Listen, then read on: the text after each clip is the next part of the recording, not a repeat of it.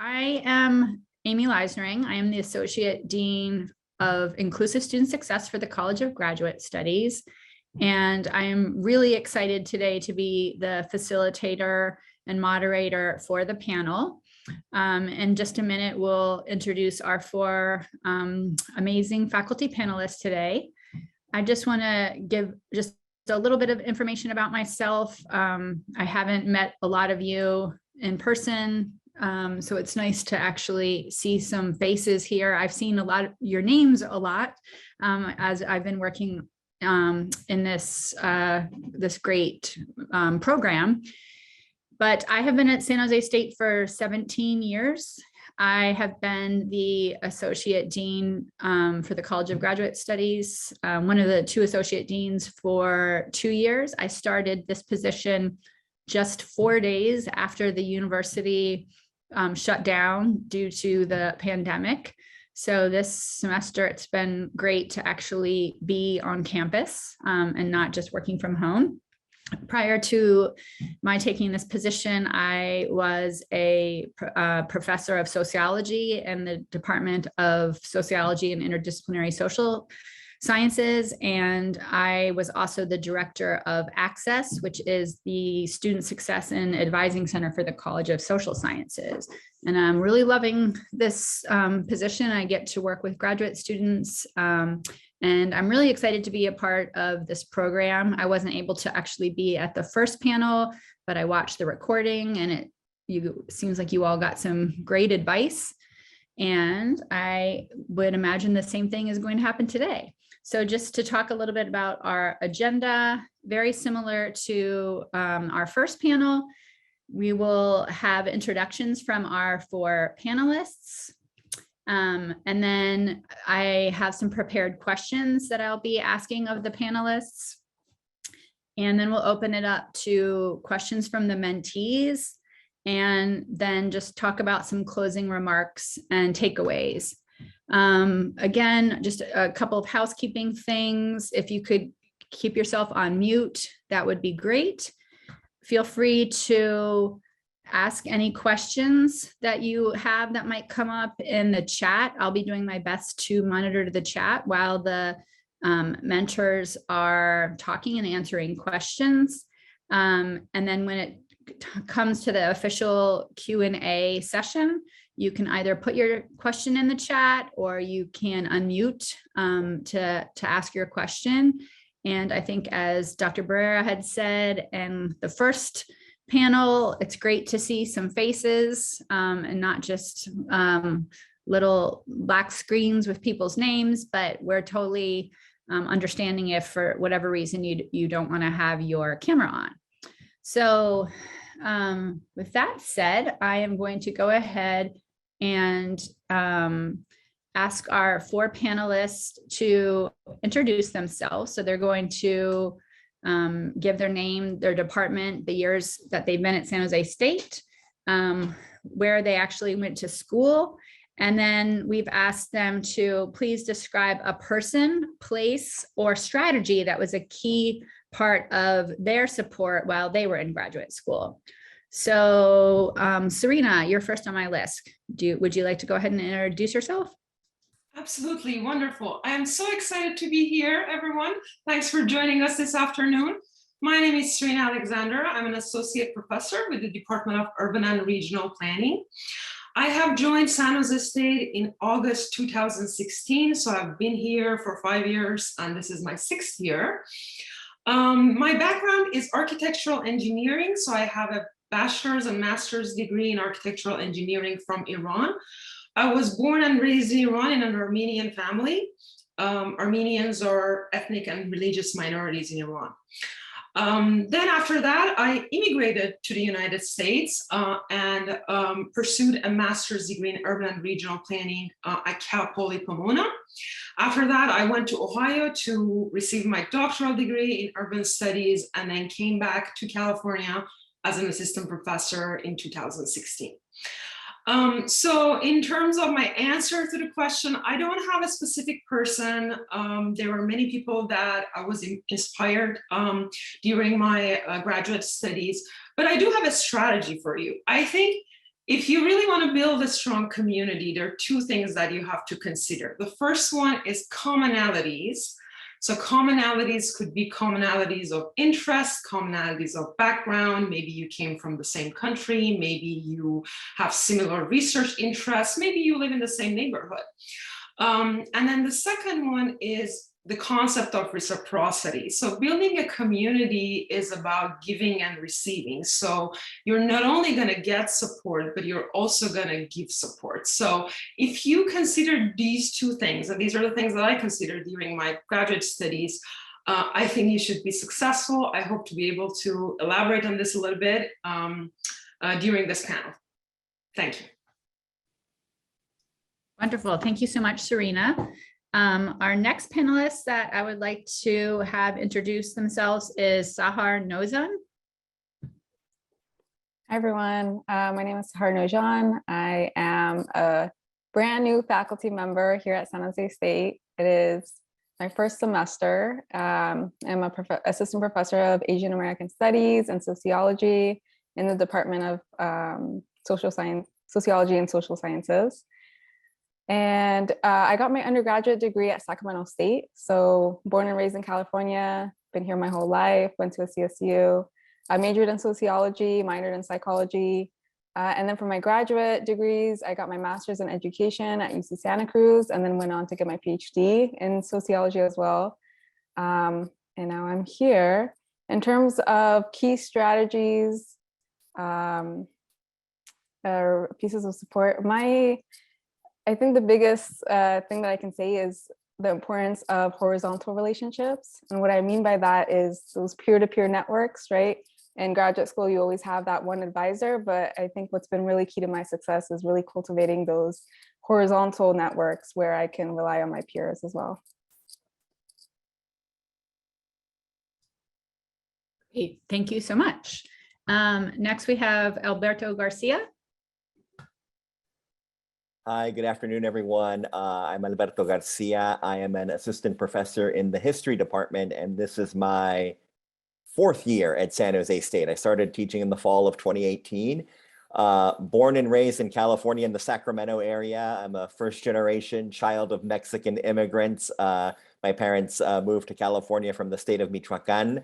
I actually started my undergraduate education. I started at a community college, and then I transferred to UC Davis, which is where my older siblings also went to. And then I majored in history and communications at Davis. I did a master's in Latin American studies at Stanford. And then I went up to Berkeley to do my PhD in history. So I'm a Berkeley PhD. Adjuncted there for a year. Then I went and did a postdoc in Texas, University of Texas at Austin, before returning to San Jose, or before coming to San Jose State. So I've been very fortunate in that, with the exception of the year in Texas, my entire academic career has been in Northern California. So for me, just with the other question, for me, it's not so much one person or one place or one event. For me, what I think about in terms of that community network of support, and this sort of builds off what Serena and Sahar had already said about, horizontal and peer-to-peer, your peer groups. When I was at Berkeley, and the first few weeks, I started at Berkeley in the fall of 2009, and the first few weeks were like get to know you of, like the department had like get to know you events, and the older or the more advanced graduate students hosted a barbecue for the first year graduate students, and then there were others event. But then some of us got together and said, well, we can do like at the end of the week, like a weekly happy hour where we just get together and decompress. And by like October, there were only 5 of us who attended regularly, and the other, 5 counting myself, and the other 4, they remain my closest friends to this day. Like I've already had text message exchanges with 2 of them before, already this morning, even though we're all now scattered to the 4 winds.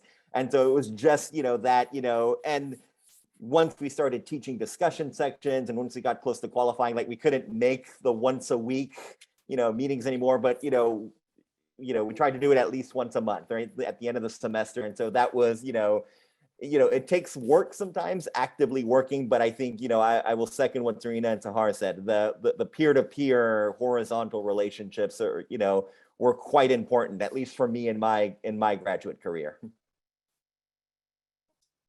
Thank you so much, Alberto. And last but not least, we have Carli Lo. Thank you. Thanks everyone for being here today. I'm really excited about this conversation. It's a topic I have very strong feelings about, as far as building communities and then building communities for ourselves, but also creating communities with each other.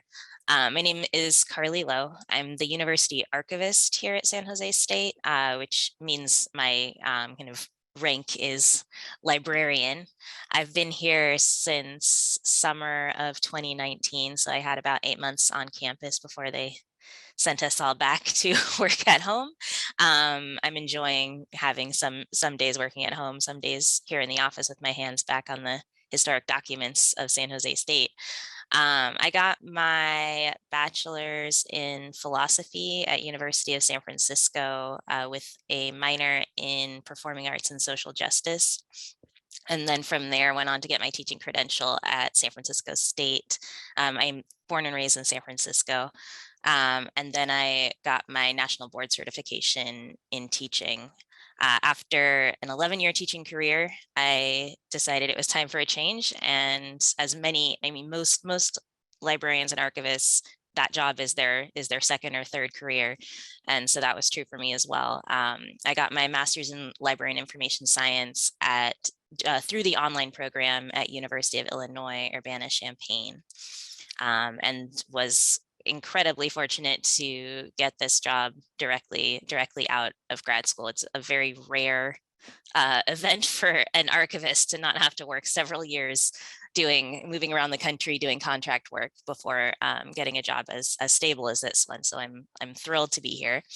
And I've had, like everyone else, I've had many different people who supported me along the way, and who I definitely wouldn't be here without. And I definitely agree with that idea of reciprocity, and that idea of those kind of horizontal connections have been so important. However, there is one person for me who I just want to take the opportunity to tell you about, because he's been such a strong support for me from the very beginning. His name is David Eifler. He's at the Environmental Design Library at UC Berkeley. And I was fortunate enough through a mutual friend to be introduced to him even before I started grad school, just when I was thinking about, like, is this really something I want to pursue? And so from the very beginning, he's just like, he always would answer my questions like 30 minutes after our appointment. We'd set a 1-hour appointment and I'd be in there for an hour and a half. He'd answer every question that I had. Once I started grad school, he offered me an internship that allowed me to have UC Berkeley Library on my resume, which isn't a bad thing, and has just been really consistent all the way through my journey, checking in with me. How are things going? Have you thought about this? What direction are you thinking of going? If you want to go this direction, maybe try this. Pointing me to other people to talk to when he recognized that he didn't have the answer, which I think is a really important thing to look for in a mentor, someone who isn't trying to be your like sage, but realizes where their limitations are and can connect you to others. Provided references for me when I was on the job market, and whenever I'm publishing something, I send it to him to take a first look at, and he always gives me both good advice and then recommends someone else who knows more about that thing I'm writing about, who might also look at it. And then on top of all that, he has this vacation home that he's offered for my use when I need to do like writing retreats or get out of town. So this has been like a really key person, like continues to be a really key person in my life. And I want to, like, the only credit I can give myself as far as cultivating that relationship is that I started just saying out loud to everyone I knew what it was that I was trying to do. Like, these are my goals, this is what I'm trying to do. And finally said it out loud to the right person who was able to make the connection to this other person for me. So I think as far as a strategy, it's getting clear enough about what you are wanting and needing to be able to say it out loud to people, and then just being brave and saying it, and then taking people up on, there are many times that he offered to help me that I could have said, oh, no, it's too much trouble. But I just said yes every day. If he offered me something, I said, yes, great, thank you. every single time. That's what I've got about that. Thank you. Thank you, Carli. I need to find a mentor with a vacation home that I can go to do work. We probably all would like that. Okay, So our first question for our panelists, and I'll just pose the question and our panelists can kind of jump in whatever order they would like. Why is having a community of support so important in graduate school?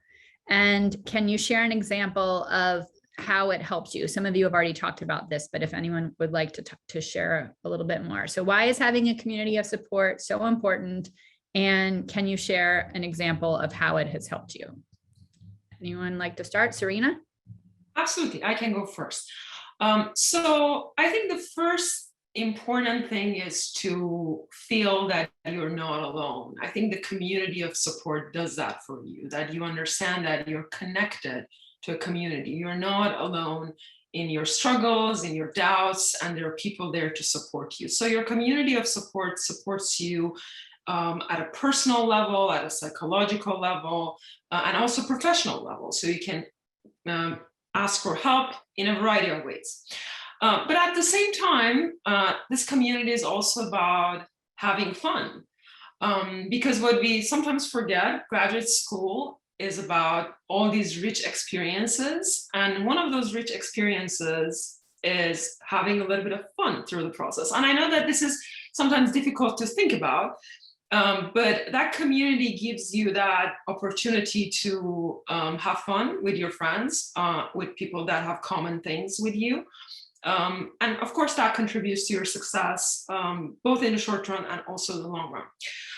So for me, I think the community of support was really helpful when I just started my master's program at Cal Poly Pomona. I came from an engineering and design background, and writing was not my strong suit. So I didn't feel very confident about my writing skills at the time, but I did have really good design skills that I early found out that many others lacked. So one of the things that was helpful for me in that process of building a community was that I understood that we could get help in terms of the things that we are struggling with. So I was happy to offer help, getting people learn about urban design, and others, of course, were happy to offer help in terms of helping me become a better writer.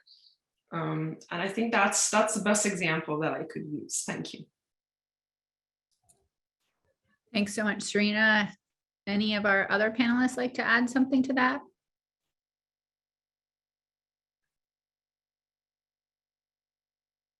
Carli?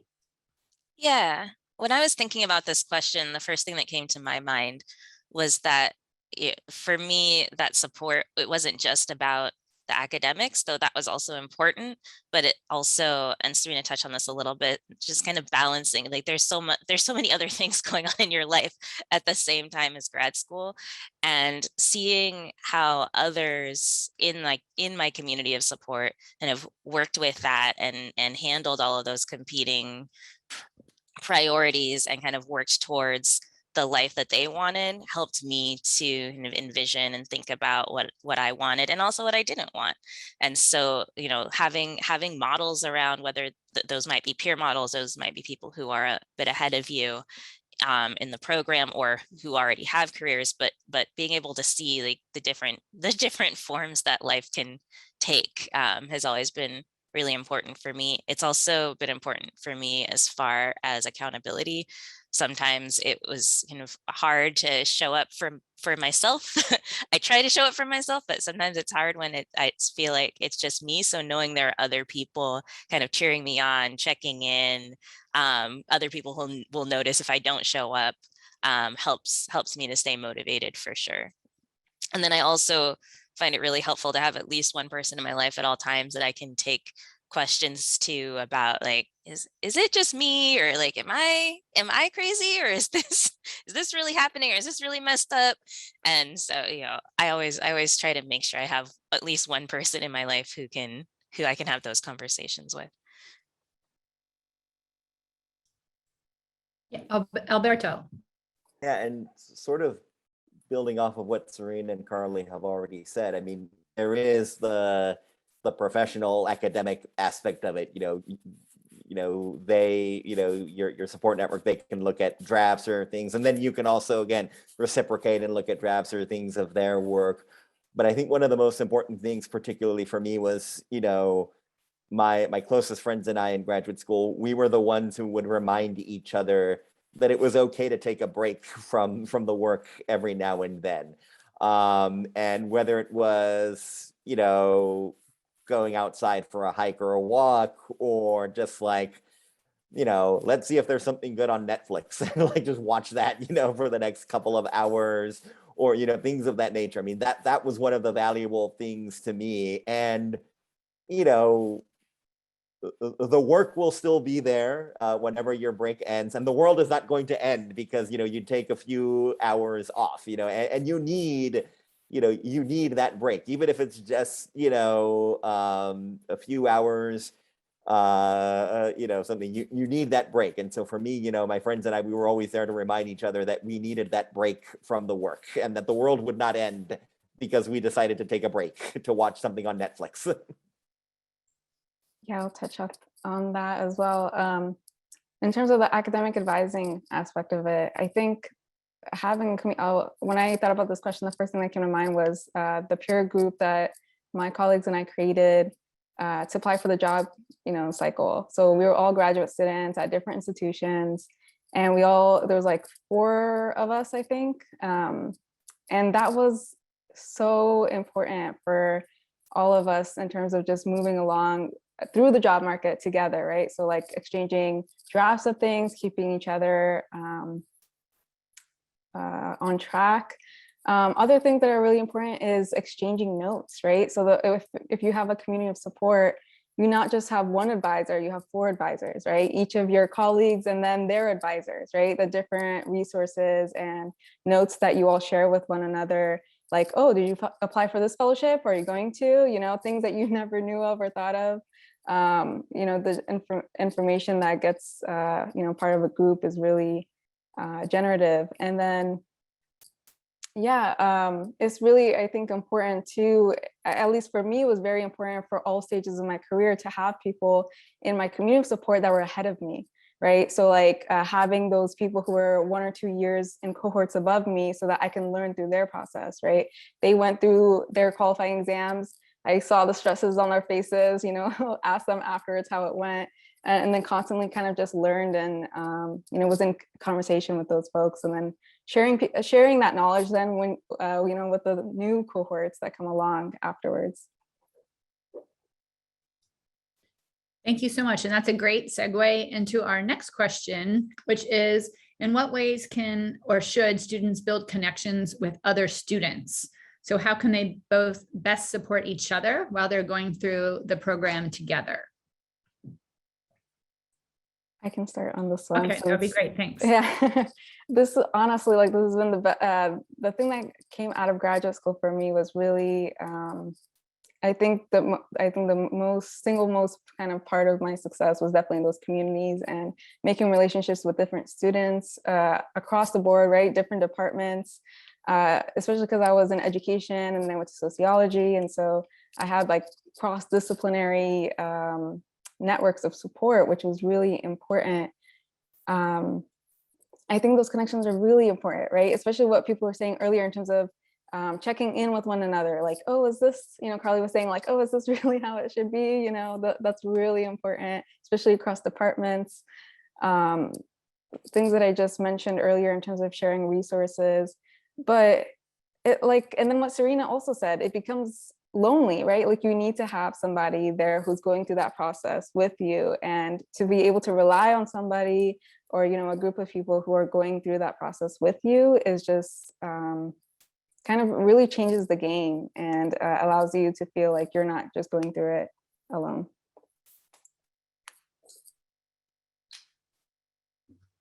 Thank you so much. Another panelist? I can go next. I think this is the most important question. Most of us, or I think all of us, know that it is important to have a community of support, but we often struggle to understand where to start, or we sometimes don't know how to connect with people. So you might have noticed that when you were a kid, it was a lot easier for you to, find friends. So if you have wondered why is that it is a little more difficult as an adult to do that, I was actually reading an article about that explained that as a kid, you had many chances to be in the same space with others without planning for it. As an adult, unfortunately, sometimes you have to plan for it, to be in the same space with other people that have similar interests or are going through similar struggles. So if we kind of understand that, then the next step is how do I plan to meet people that have similar interests? And I think one of the easiest way is to start with your own department. I think all San Jose State departments have student groups, student organizations. And usually the leaders of these organizations are people that are committed and also good at basically connecting people. So maybe that could be your first step, starting with your student organizations, student groups, and going to those meetings if they have regular meetings or any activities that they do. And then the next step is, your classes. You're already taking classes, you're in the same space with others that could potentially have similar interests. So maybe you could ask and see what other projects, research projects people are working on. And you might find out that, oh, there are 3 other students in this class that are also interested in sustainability planning. So that could be your next step. And then, of course, you can also connect with with the faculty members. And I think you can start with the commonalities again, right? So for example, if a student comes to my office for the first time and they start with, oh, I have read your article about this and I have similar interests and this is my goal that I want to pursue in my graduate program. I immediately know that we have something in common and this might work well as a mentor-mentee relationship. So you could, of course, do that as well. The faculty members are not any different. They have been students for a very long time. I mean, all of us have been graduate students for a very long time, and we do understand, the struggles, the difficulties, and we have had common experiences. So when you go and basically express your interest and your willingness to join this community of scholars, thinkers, because as graduate students, you are not consumers of knowledge, but you're also going to contribute to this process of building, developing knowledge. So you basically express your interest that you want to be a part of this community by connecting with your faculty members, telling them how excited and interested you are in similar research, and maybe the process can begin from there. Thank you so much. And just to point out in the chat, there's a very important question, very timely, about how you can make connections with graduate students if you're in an online environment, which many, if not most of you are right now. And I think Carli said that her experience was all online with her graduate program. So she's going to speak to that. And then at some point, I can talk about just some things that are specific to San Jose State, that some resources that you all could access. And I would love to also get some feedback from you all of things that I might be able to suggest to the graduate program coordinators across campus of what things they can do to support you all. So Carli, you want to go ahead and take it from here? Yeah, and I'll be excited to hear about what's offered at San Jose State as well, because my program was University of Illinois, and so some of what I benefited from was built into that program. For example, the program started with what they call a welcome weekend, and all of the online students come to Illinois. You had to pay for it yourself, but you come to Illinois, and I did because I wanted to meet people in person, and you get a chance to meet your professors, to meet your fellow students in person.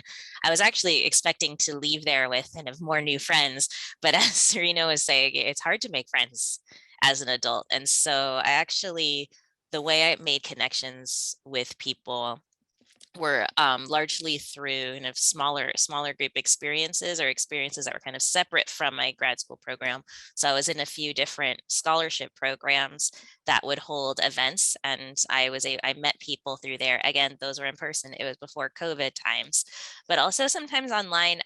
I do this thing where if I'm in an online class with someone and there's like a chat, or maybe there's a discussion board, and I notice like their comments in the discussion board, and I tend to like snarky people. And so I notice, oh, there's someone who's kind of snarky. I'll send them a message, and it's kind of the like, I like you, do you like me too? Message, do you want to chat sometime? For me, I'm a very one-on-one person. And so if someone kind of catches my interest because of how they're thinking about things or talking about things, I'll reach out and say, hey, do you want to chat? If we're in the same area, do you want to have coffee? I did the same thing when I started here at San Jose State. Just like, I just reached out to someone and say, hey, can we hang out? Can we have a conversation and see where things go? What was the other thing I was going to say about it? Oh, I was going to talk about this more in thinking about faculty mentors, but I think it applies here too. I use LinkedIn to find people. I created a LinkedIn profile for myself, especially with my grad school being in Illinois. I wanted to know if there were people I could connect with here on the West Coast. So I asked the alumni person at University of Illinois if she had the names or contact information for alumni who were on the West Coast. And she was able, I think she had to get permission from them, but she shared it with me. And I had big dreams about kind of creating this social group of like the 5 of us who were on the West Coast who were in that program. And I never followed through on it, but people were excited. I emailed them, people were excited about it. We were working on creating a first meeting. And, that's something that people can think about as well. It takes putting yourself out there. It's no one, and which is, I'm an introvert that I say I play an extrovert on TV, but in my heart, I'm really an introvert. It's not easy. Sometimes I get really excited about someone who's clearly doesn't like me as much as I like them, and they don't respond or don't want to hang out after the first time we hang out, and it's fine. But you have to, if you want to make connections with people, you have to try. Thank you so much. Sorry, you said you could speak to this topic as well, perhaps? Yeah, I just wanted to say one additional thing quickly is that I was on the job market during the pandemic. And so obviously everything was virtual, and something that has really helped me before, even while things were still in person, was connecting through colleagues who are like across the nation through Zoom, which obviously now we're all familiar with, but like, I'd be like, hey, does anyone want to work together? Does anyone want to write together? And that has been like the way that I've kind of maintained those communities. So a lot of you are talking about, classmates that you never see again. Maybe you will have, different commitments. Maybe somebody's a teacher, somebody's a social worker, but maybe you all have to do work. Maybe you'll have to do like some kind of online virtual labor that you can log on to Zoom at the same time and just, check in and then work for an hour or two, So that has been kind of the way that I've maintained my virtual communities and have, really been able to keep those up. So I'll just take a couple minutes here just to talk about some specific ways in which students maybe can access events or network here at SJSU, especially if they're in online programs. So there's 2 resources that I recommend, and some of you might be familiar with this, and I'll put them both into the chat after I talk about this. But one is called Discover SJSU, and that is a platform where there's information about all types of different things on campus, including at the bottom, I'm looking at it right now, there's a student organizations list. So there's all types of student orgs at San Jose State. Some of them are geared towards, more geared maybe towards undergrad. Some of them are specifically for graduate students, less so than we would like, but we're working on that. And some of them, it doesn't matter if you're an undergrad or a graduate student. And yes, I can send that through the email recording as well. So that's one resource. Another resource is just to know what types of events there are at San Jose State if you're looking to go to a talk or go to an online yoga class. There's an events calendar. And again, I'll put the link to that in the chat and send it out via email as well. So those are some things some ways that you can at least know what's going on at San Jose State. That's a little bit more general. Part of my job here is also to organize events like this for graduate students. It hasn't been 100% successful in the past. I've had a hard time getting a lot of student participation, and I don't know if that's because the dates and times weren't convenient. We did a really fun Jeopardy event last year. And there were even prizes that we gave out afterwards. And it wasn't super well attended, but I'm really open to ideas about what types of events that students might want to see. I mean, maybe it could even just be an event for the AMAS mentees, some type of social event. So I'm happy to entertain ideas about the types of things that you all would like to see, the times that might work out. I think that's a big issue as well, is that a lot of the students at San Jose State, might have full-time jobs. A lot of them are commuter students. It's a little bit more challenging, obviously, in an environment like that to make connections with people. But definitely use me as a resource. And lastly, I think that there's nothing wrong with contacting the program coordinator in your department if there isn't already something that's happening in your department. And you could ask them if they have anything planned. Do they have anything planned? You could even take it on yourself. I know that's a lot for those of you who are more introverted, to actually do that type of reach out, but you could get a list even of, hey, I'm in this online program. I don't even know who some of the students are. And hopefully you're getting that from your programs, but if you're not, you could ask for it and you could just send an email out. Does anyone want to meet up online on this day at this time? I know a lot of people get kind of zoomed out, but if that's the only way that you're able to connect, that connection can be better than nothing. And like I said, if there's time at the end, I'm happy to get some feedback from the mentees about things that you might want to see at the program level, and I can bring that back to the graduate program coordinators. Okay, so anything else from our panelists on this particular topic? Alberto. Yeah. Amy, I'm glad that you mentioned right now that, so many of our graduate students here at SJSU, they're working, and sort of, it being more of a commuter school. I know, from my experience in the history department where, a significant number of the students that I've had in the graduate courses that I've taught, they're working K through 12 teachers, and, our classes are in the evening. And as I was, when I was preparing for this and I was looking at this question, I was thinking back to my experience, in graduate school and even going back to undergrad, because, Davis and Stanford and Berkeley, they're very much college towns where so much of the life, in the respective cities revolves around the university. And, when people think of San Jose, they don't necessarily think of San Jose State first. They think of Silicon Valley, or, they think of, suburbs. It's not, whereas, when people think of Berkeley, Cal might be almost assuredly the first thing that they think of. And so, but, in my experience as a faculty member, one thing that I've found helps, history graduate students form that sense of community is, well, when we were still meeting in person, opening up the door to our classroom, because our graduate classes meet in the conference room that the history department has. We have a small conference room. And so just opening it 20 minutes early, because faculty have the key to it's not a door that's unlocked regularly. So you have to open up the door, and just opening it up 20 minutes and just saying, okay, come on in. I'm going to go back to my office. I'll be back in 20 minutes for the start of class. And the graduate students would then, they have to fill up the dead air, as it were.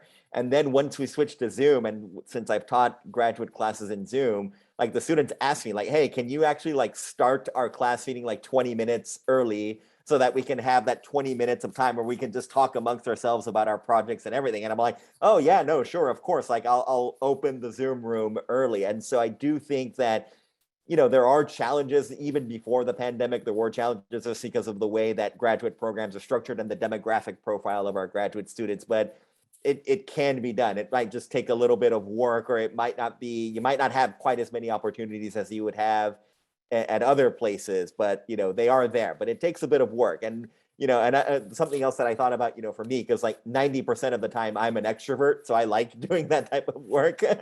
But yeah, it can be done. But there are differences, here at San Jose State than there are at other places. And I think it's not wrong to acknowledge them. It's just okay, there are these differences, but there are ways that you can still make it work.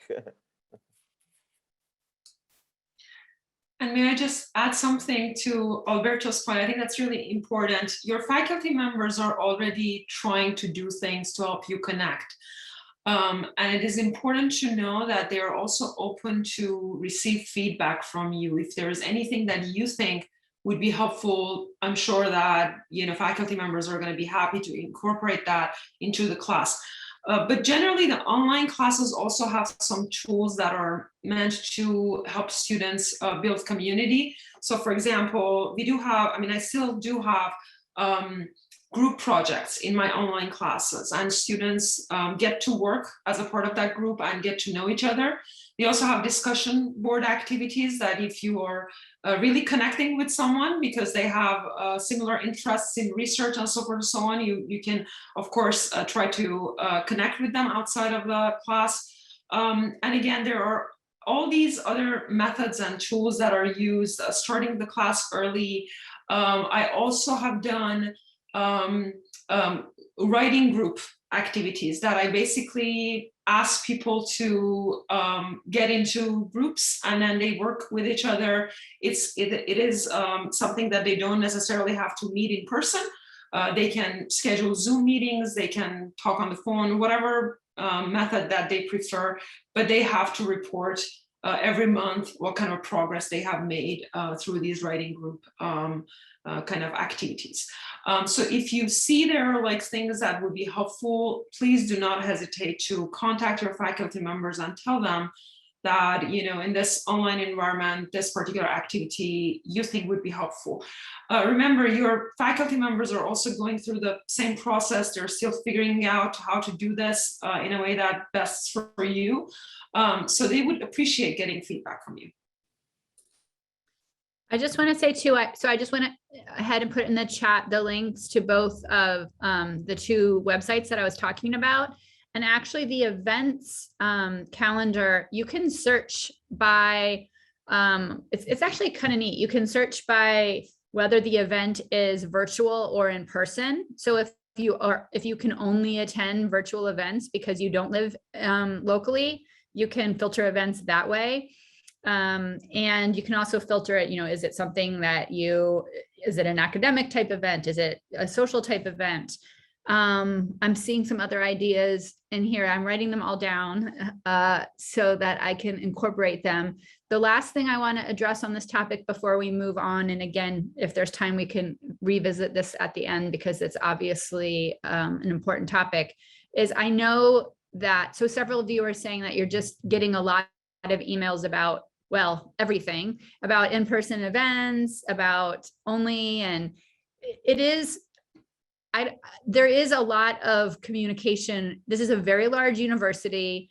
There are a lot of different units, most of whom mean very well, reaching out to you with all kinds of different information. And I think it can be, an overload. And there isn't really a way for a lot of these places on campus, let's say someone, I don't know, let's say someone wants to advertise an event. They're not going to go and get a list of who are the online students. It actually can be really hard to get that information unless it's at a program level. So there's not a whole lot that can be done about that. So you just kind of have to be willing, I think, to kind of, just weed through those. Is that the right word? Wade through the weeds, get through the weeds of these emails to figure out what it is that you might be interested in. Or again, these websites you can use to see if there's something that interests you. And I think that Serena's point is a really good one. Some of you are in programs that have been online for their entire existence or for a long time. A lot of you are in classes right now that have never been online before, and people are just starting to figure it out. And I think that a lot of people, a lot of program coordinators, department chairs would be open to, how can we make this, and faculty, how can we improve this experience for students? So I would really like to echo that advice from the panelists that, reach out to faculty or people in your program if you have ideas about what would improve the experiences of students, and hopefully they're receptive. Or like I said, if you don't feel comfortable doing that, you can send an email to me and I can see what I can do. Because I think there are a lot of people who have students' best interest surrounding this at heart, but they're just not sure yet what to do to make this work. Okay, so like I said, we can return to that at the end, and I somehow moved away from my panelist questions. Okay, here we are. So our third question to the panel: how did you cultivate faculty mentors, especially when talking to faculty might have felt intimidating at times? What can students do to then maintain those relationships that they build with faculty over time?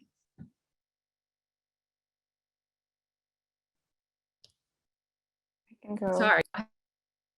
Oh, okay. Yeah, so building faculty mentors, as we know, the student-faculty relationship is vital for student success. And it really determines retention and graduation as well, at least from the undergraduate level. And I'm sure the stats would follow up with the graduate level as well. In terms of how to actually build those relationships, for me, what I learned in my experience was that it really has to do with the mentor's kind of style of advising. So for example, my first education advisor, he would basically, I would go into his office hours and we just talk maybe for like 2 hours, right? Like I would ask all my questions, like Carli had mentioned with her advisor. We would talk about like philosophy. He was a philosopher. So we talk about life, right? We would philosophize on things. Whereas then when I transferred and was a PhD student, and I had this really amazing woman of color advisor in my sociology program, this woman was like, excuse my language, but she was badass, right? Like she was organizing in the community, she had like a top of her game in terms of the sociology scholarship. And so I really admired her, but her style was completely different than my education advisor. If you wanted to meet with her, it was very much because she was so busy, right? Doing everything, you had to have an agenda. And so for me, that was a learning process where I was so used to just sitting in the office hours for 2 hours long, sharing everything. Whereas when I, went into my doctoral program, I was like, oh, okay, this is how I have to work with this particular advisor, is like coming in with a set agenda, right? Like, yeah, we'll do our check-ins, how are you? But then it's like, okay, I need help on this, this, and this. What's your advice, The other thing is, in terms of going to faculty members outside of your advising network, sometimes people would, say, oh, don't get too many people's opinions on a project. But if you're trying to build networks, that's a great way to do it. Is like, hey, this is what I'm thinking about. This is my project. I saw that you worked on this, 2 years ago, you wrote a paper on this. What do you think? Really doing some of that background knowledge too. And then if you're taking a class with professors, obviously go to office hours and, just meet with them, tell them about your outside project, maybe that's unrelated to the class, see if you can use that project in the course assignments. Other things that I would say in terms of building those relationships and maintaining them, sometimes it's really hard to maintain them if you don't constantly kind of, maybe every few months or once a semester, maybe you check in, just tell them your progress. Hey, I think I'm applying for this grant. I'm applying for the scholarship. What do you think, right? But it does get hard. I haven't always been the best at that. And I'm starting to be better at it. And it really depends on the mentor if they're willing to stay in touch. So through the American Sociological Association, I got partnered with a mentor through some of their kind of conference networking. And what's really cool about this mentor is they asked if I wanted to do a second meeting for our mentoring session. And I was like, usually it's like a one-time thing, right? They mentor you once and it's done. But then I got to meet with them like 6 months out afterwards, and it was already on our calendars and it was set. So nobody had to think about it. And this is like someone outside my university. Anyways, so that's what I have to say about that is, you know, just you really have to take initiative and try to meet with them. Alberto? Yeah, just following up on that, I think it is critical to note that, you know, not all I like pointing out that not all faculty members have the same approach. I know like my principal dissertation advisor, she was just like, yeah, come on in, you know, if the door is open, come on in, you know, no like email me to set up an appointment or anything like that. It's like, well, if you want to let me know like ahead of time that you're coming in, that's great. But then one of my dissertation committee members, this faculty member was like actually my outside reader. You know, at Berkeley, I had to have somebody from a department, not history, be on the committee. And she was like, it was like very regimented. Like you had to sign up ahead of time and this and that. Didn't matter if you were a grad student, undergraduate, and like no, like the idea of a drop in or just like stopping by was like unthinkable. But like you know, you have to do that. I think for me, you know, thinking back, and especially, you know, when I think back, knowing as a graduate student that the relationship between graduate student and faculty is different than say undergraduate students and faculty, or at least because where I finished my undergraduate at UC Davis, like it's not that I never interacted with faculty members, but I interacted with my TAs who were graduate students much more, like in discussion sections. And then because they were the ones, like more often than not, they are the ones who are doing the grading of my work and giving me the feedback of my work. And so, you know, that. And so then, you know, getting to graduate school where, you know, graduate students, you know, you are the TAs, you're the ones teaching. And so there is the, you know, that buffer between you and faculty members that existed as an undergraduate, or at least, you know, at the type of it, or at least where I did my undergraduate, was gone. And just so knowing that, okay, like, yes, now there is no TA anymore that I have to go to. Like I have to go to the faculty member, just sort of getting myself to that point that, okay, like I have to go. And also that faculty members, you know, really do expect graduate students, you know, to have more of that one-on-one contact. Again, whether it's just dropping in or whether it's a more regimented office hours, but just getting, you know, rewiring myself, as it were, that, okay, you know, I have to check in regularly, you know, learn what method of office hours check-in they want. But, you know, this is not going to be the same type of relationship that I had with professors, at least as an undergraduate, where I finished my undergraduate work.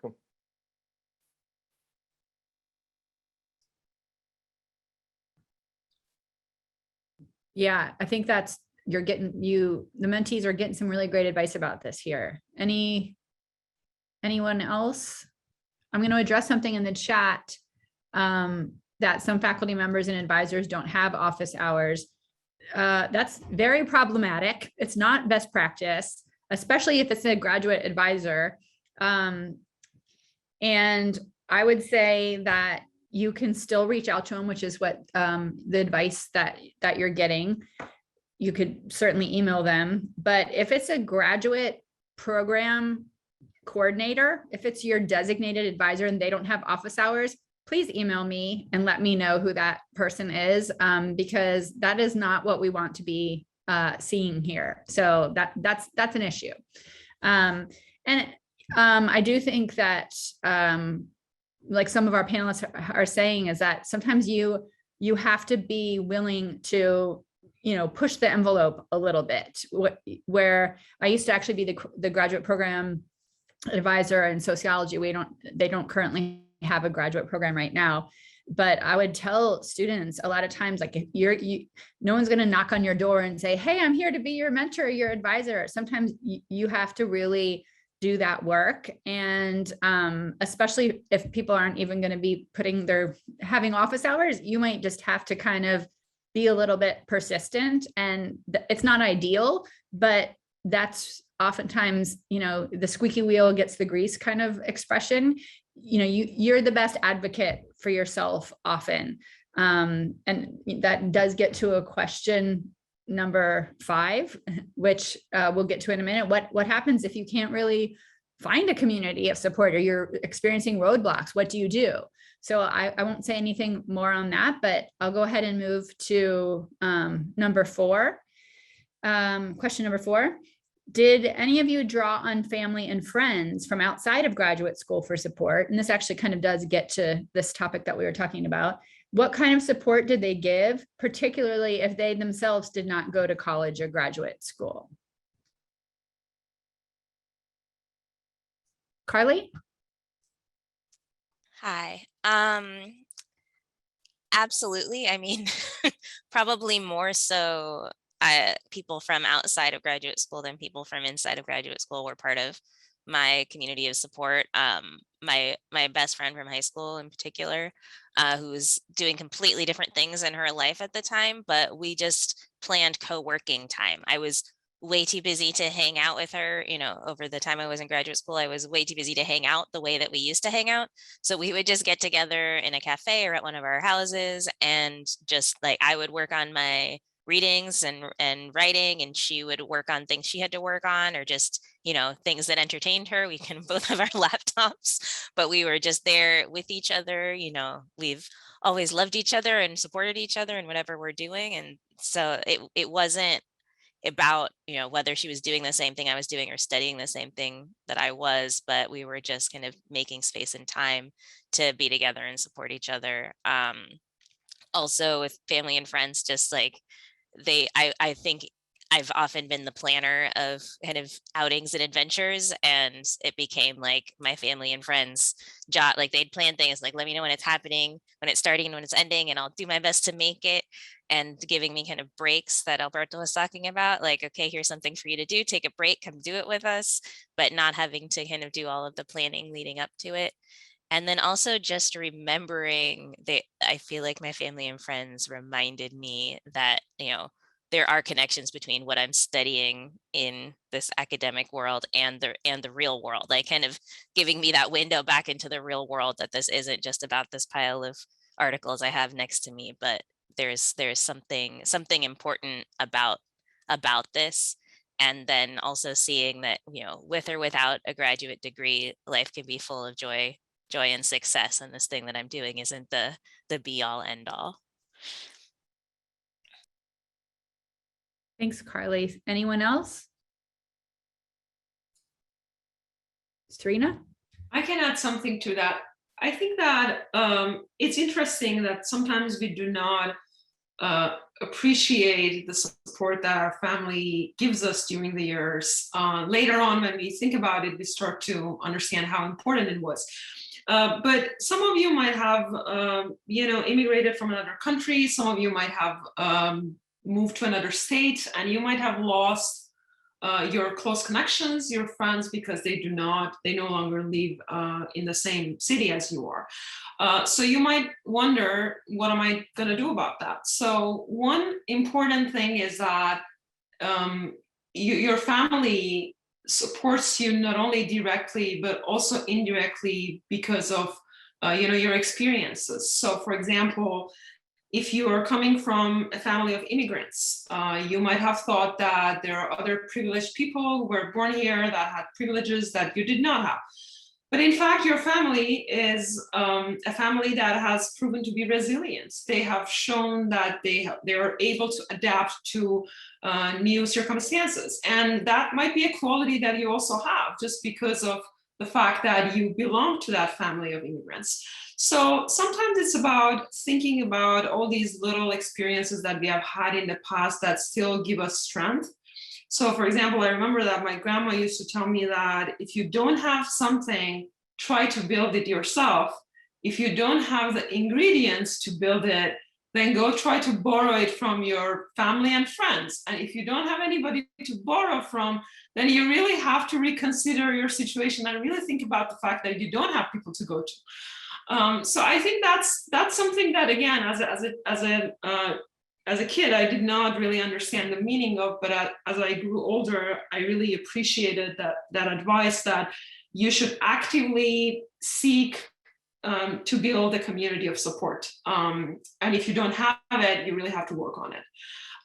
So another thing is sometimes we have friends. If you're lucky enough to have friends that are in the area and maybe they do something completely different, I think they're really helpful in trying to in helping you answering the so what question in your research, right? So we know what we are doing, right? But a lot of times we might struggle answering the so what question. Why does this matter? Why is this research important? And for me, it has been that, when you try to explain it to someone that does not come from the same field, it really helps you better understand the potentials and also the limitations. So my advice for you is try to talk to people, even if they don't have a college degree, even if they don't understand your field, your specific field. And if you struggle explaining why that's important and what you're doing, then really go back and try to understand it better, because that's also an important skill to have. That's great. Yeah, Alberto? Yeah, for me, yes, I was able to, and only because, I mentioned at the beginning that I've, been able to do pretty much my entire academic career in Northern California, not that far from where I grew up. So from Berkeley to the town where my family settled, it was an hour drive if traffic cooperated. And the first 15 minutes of that drive were getting from my place in Berkeley to Interstate 80. So, and so it was always very, I was, physically close to my family, which, even if it was just to get away for like a weekend and, have dinner with my parents, or, watch a baseball game with my dad, or, listen to my mom update me on everything that my cousins are doing.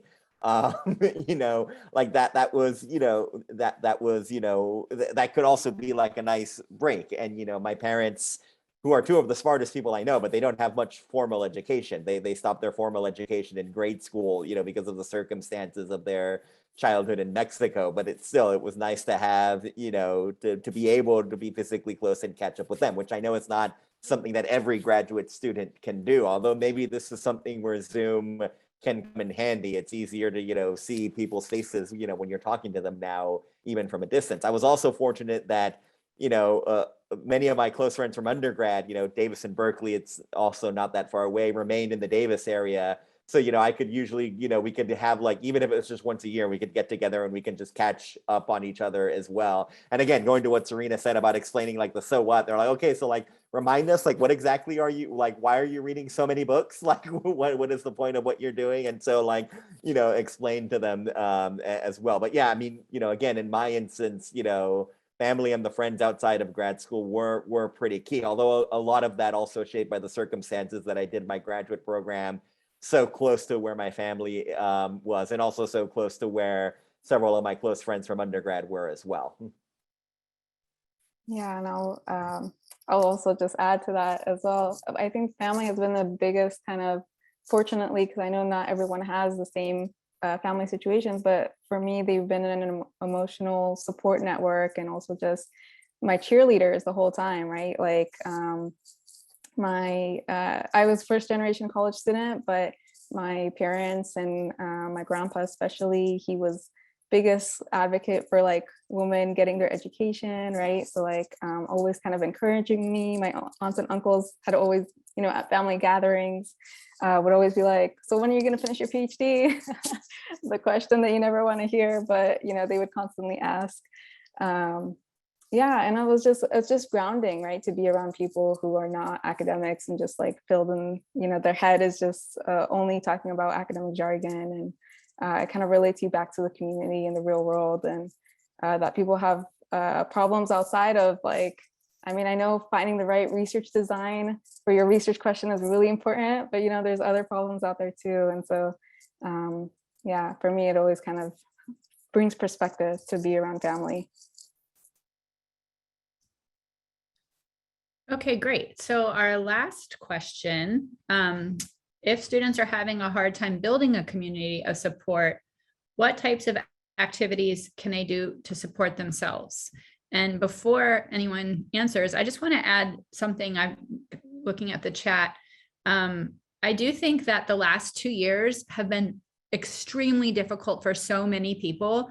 I personally have friendships that have changed because, maybe the friend is going through something really challenging because of the pandemic and just is pulling back. I think that the pandemic has changed how we socialize, how we think about how we want to spend our time. And it can feel really personal, I think, when those types of relationships change and maybe a friend that you had before isn't as available.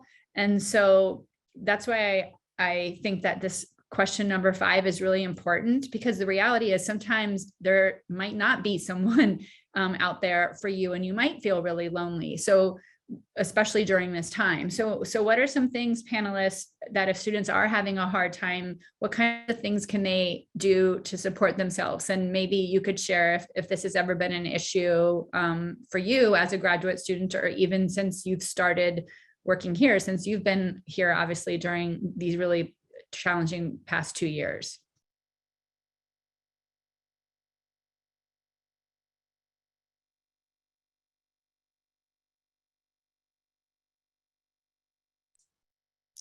I can start. Thank you, Carli. I know this is a really hard question, so thanks. Well, and I feel a little bit like, because I wasn't in grad school during the pandemic, like maybe someone else might have more helpful things to say. But I can say that one thing I did was I kind of created some, like, I don't know, imaginary mentors. So they're real people, but they don't know they're my mentors. I found some people out in the world of librarianship who kind of have positions that, in my like biggest dream moments, like maybe that'll be my job one day. And then I started looking at, okay, well, where did they focus on in grad school, and what were their kind of series of jobs and the research that they did and the things they wrote leading up to getting where they are today. For me, it was the head librarian at San Francisco Public Library and the archivist of the United States, because why not? And so I kind of made them my kind of pretend community of support by reading about, anytime there's an interview with them, if they, put anything out there, their news story about them, I kind of read about them and try to learn from their experiences, and have found some, some encouragement through that. And then the other thing, as far as, taking care of yourself, is anything you can do for your own kind of time management. I was really, really structured with, I don't know what I'd do if Google Calendar went away, because I would block in time. This is homework time, and then this is like resting time. This is TV time. This is, whatever it is. I blocked it all in, because having time to make sure I'm eating, to make sure I'm resting, to make sure I'm reflecting, not just studying, but actually being quiet, taking a walk and letting ideas float through my head, and taking time to recreate whatever recreation you enjoy, is a way that you can support yourself, regardless of who else is around you. And it's also a way to be ready to have good relationships with people, whether those are friendships or family or romantic relationships. You if you can build that kind of foundation of food and rest and relaxation for yourself, then you can be more ready and able to connect with people when they appear.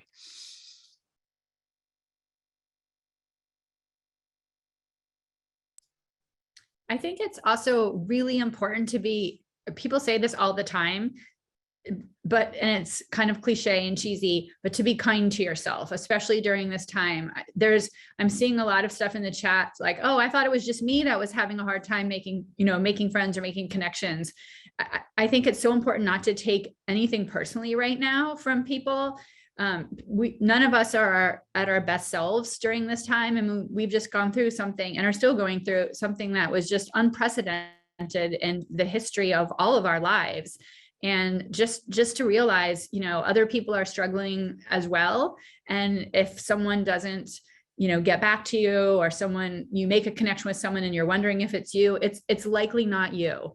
And it sounds like, we're all having similar feelings about that. Someone else asked, there was a question about how to move from the surface level and avoid move beyond just talking about classwork into deeper and lasting relationships. I'll speak to this. Some people think I'm an oversharer. But when I was a professor, well, I definitely overshared sometimes when I was a professor. There was a voice in my head sometimes like, Amy, why are you telling this story? Like, stop. But I would always get on my evaluations like, oh, you're so relatable. And thank you for sharing this. And I continue to get that feedback sometimes with the stop, and you're an overshare, even in my role as associate dean, because what I do is I just say like, hey, I'm having a really hard time. If I see someone on campus, how are everything? Things aren't really that great right now. It's been hard. And sometimes that people open up like, oh yeah, actually I said I was okay, but I'm not really either. And not that all of your bonding has to be about how terrible your life is, but I think sometimes, if you're willing to open up and be vulnerable and share things, then other people feel comfortable doing that too. So if you're willing just to share something personal, and again, it doesn't have to be that your life is hard, but if you're able to share something about your life beyond, just kind of the superficial stuff that we talk about, then that might give the other person permission or comfort to do the same. And that's maybe how you can kind of build deeper relationships. I don't know if any of the other panelists have. Serena? Thank you, Amy, for mentioning that. I think that's really important. I mean, we're all going through some very difficult times that we haven't ever experienced, and people around us haven't experienced either. So I think it's important to know that, again, you're not alone. Others are also struggling. Be kind to yourself. Try to do things that you enjoy, even though those might be little things that you enjoy, but try to do those, and talk with people when you find an opportunity. And another thing is, these days social media sometimes creates a situation that you might think that other people's lives are perfect. But people only put the things that are the best parts of their day, maybe. They don't put the struggles, on their Facebook page or other social media pages, or most social media pages.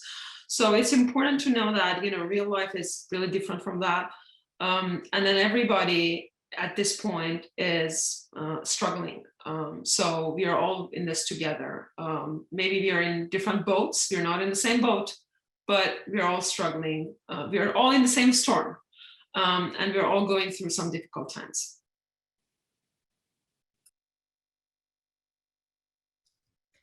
Okay, so this could be a good time. We have about 15, a little bit more minutes left. What are some questions that some of you have that we haven't been able to answer? And actually, just before I start getting questions, I just want to say one thing. I keep telling everyone to reach out to me. But speaking of challenging things in life, I'm actually going on leave for family reasons for the next 3 weeks. So I will not be available for the next 3 weeks. If you have a practical type of question, please reach out to Dominique Walker. I don't know if yes, she's still on here. She's our amazing coordinator. Some of you have already interacted with her. Anything else that's kind of an idea that you want to share with me, you can go ahead and email me, but I just won't be responding or able to answer until I get back on December 13th. So, but okay, that said, what are questions that we have? Let's see. As a mentee, how can we reciprocate in the mentor-mentee relationship? Carlene, if you don't mind turning on your microphone and just maybe explaining a little bit. Do you mean how can you give back as a mentee? Exactly. Okay, you're saying yes. Okay.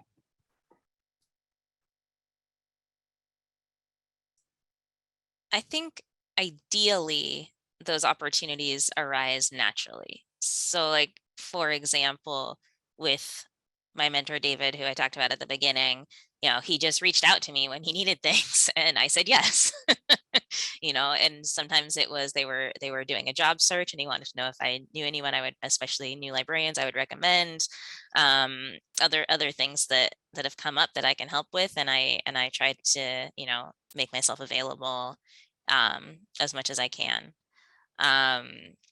I've also kind of invited, like if I'm holding an event or, you know, in my current position, I've been able to have some online events, some in-person events. I invite the people who have mentored me to those things. I don't know that that's exactly reciprocity because maybe that's just another way that they're supporting me by filling chairs at my events. I don't know, but I invite them because I think they'll enjoy them. I also have a mentor who I'm very familiar with her research over the years that we've worked together. And whenever I find material that I think is relevant to her research or meet a person who's looking at similar things she's looking at, I email her to try to connect her to that information or to that person. And so I would say, in that way, I'm reciprocating the support that she gave me.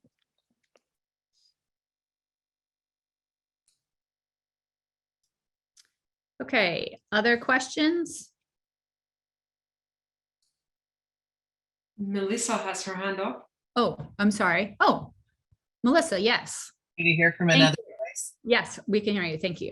So one thing that that I actually asked my group to do, which shows great maturity on my part, is to delegate some of the responsibilities of having the group and organizing the meetings. I came out and told them I hate doing that. I hate figuring out the time. And somebody else said, well, I'm just going to send out, I'm going to send out a poll for everybody and I can help take care of that.